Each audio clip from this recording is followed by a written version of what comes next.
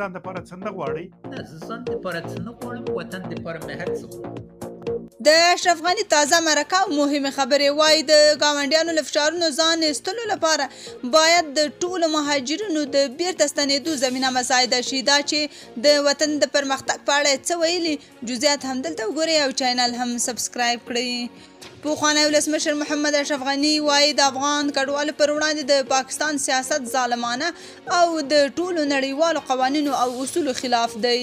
اشرف غني د پودکاسټونو یوې نوې لړۍ کې چې نن پیل شوه وویل له بده مرغه هغه تلپاتې او ابرومنده سوله چې زموږ هیله وه هغې ته ونه رسېدو.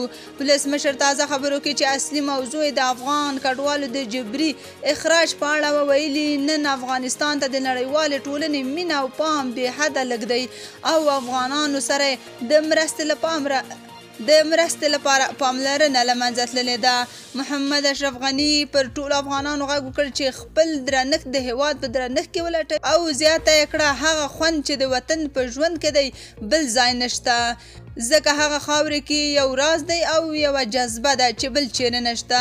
پخواني ولسمشر ویلي افغانستان باید د ګاونډیانو هېوادونو د سیاسي فشارونو د پای ته رسولو لپاره د افغان کډوالو د بیرته ستنېدو شرایط برابر کړي چې د دې لپاره په 20 کلونو کې 9 سلنه کلنۍ ودې ته اړتیا لرو تر څو دا کډوال په ټولنه کې مدغم کړو.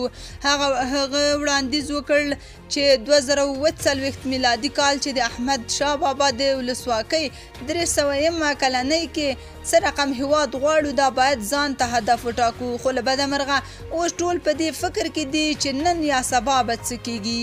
غني دې ته په اشارې چې ټول افغانان باید سره یووالي ته ورسېږي وویل د کډوالو مسله د جذباتو له نظره د عقل له نظره او احساساتو له نظره د دریو واړو له نظره زښته ډېره مهمه ده، ځکه باید ټولو ته ثابته شوې وي ځان افغان ګڼئ که نه ګڼئ.